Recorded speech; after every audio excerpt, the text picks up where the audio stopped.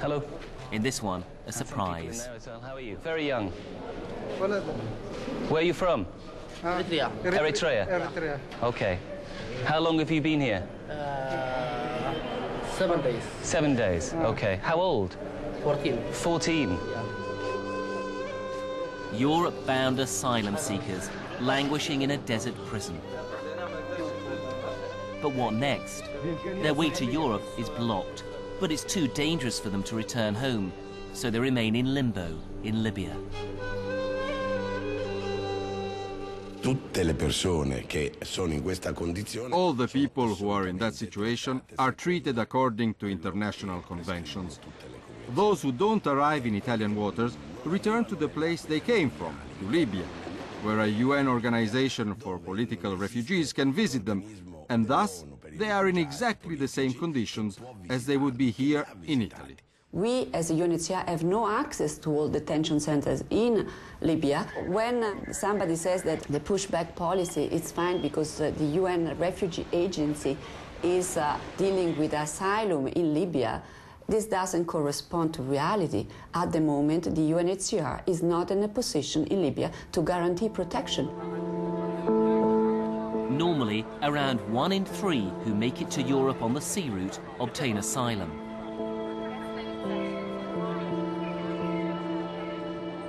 In 2008, that meant almost 13,000 of them. But the pushback doesn't distinguish between asylum seekers and economic migrants. Because of Italy's involvement, it's in the dock too. Italy is in breach of its international obligations, period, full stop. The European Convention on Human Rights prohibits the return of people to inhuman and degrading treatment, and we have documented extensively that migrants are treated in an inhuman and degrading manner in Libya. By closing these routes down, you're denying these genuine political refugees the potential of claiming asylum in Europe. If we close routes down that take away the ability of some people to claim asylum, I believe that in the longer run, more people who genuinely need our help will benefit. If one was to say we shouldn't push back, that those routes should be more open, not only would we have a greater problem to cope with, not only would we have greater hostility to the programme for genuine refugees, we would also be rewarding people traffickers who are organising this activity. The future of those held in detention centres is unclear, and Panorama knows of many more.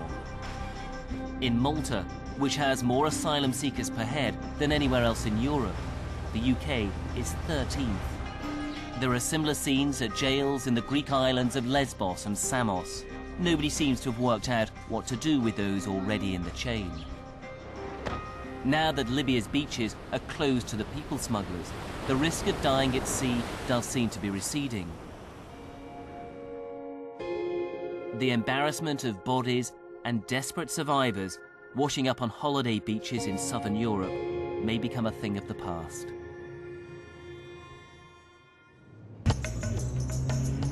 Those responsible for the pushback want the news to filter back along the route we followed, beyond the shifting dunes of the Sahara, back through Niger and the bus stations where the migrants collect in the middle of the night, and where job seekers from Western Africa rub shoulders with asylum seekers from failed states.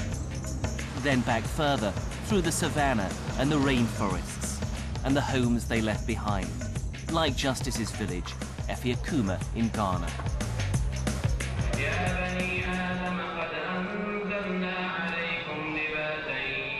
There are people here who the pushback is designed to deter. Like Mahmoud, who stowed away in a ship to Greece but was caught and returned home. Dured once made it to Libya and wants another go. And Salou, who plans to leave for Europe soon. Ghana is not good for us.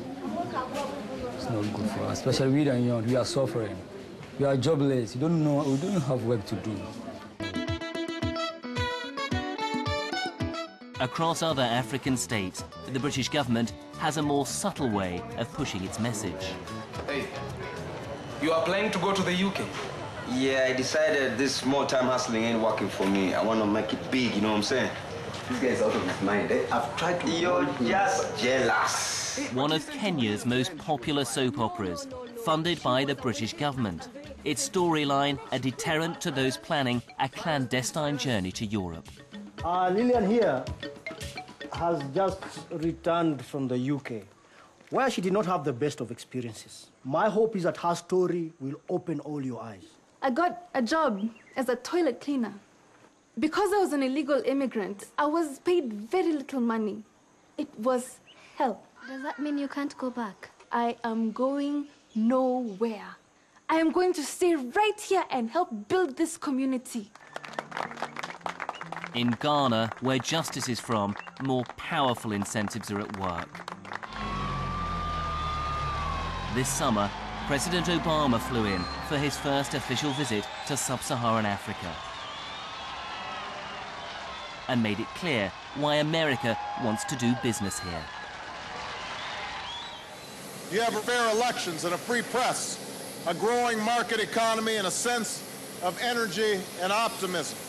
And every day with its success, Ghana sends a simple message to the world that democracy can thrive in Africa. So we in America are proud of our partnership with Ghana. Those responsible for the pushback know it's only a short-term fix. The real challenge is to transform Africa, its economies, healthcare, education, and that means investment. We can have stronger borders, and we have. We can put up, if you like, barbed wire at Calais, and we have. We've introduced biometric visas, we've got better control, quicker systems, but in the long run, unless we make Africa better off and stabilise these countries in sub-Saharan Africa and elsewhere, then the problem will continue. Off the Ghanaian coast, they've struck oil, a vast field that could one day rival that of Libya. In future, it could provide Ghana with similar prosperity and influence.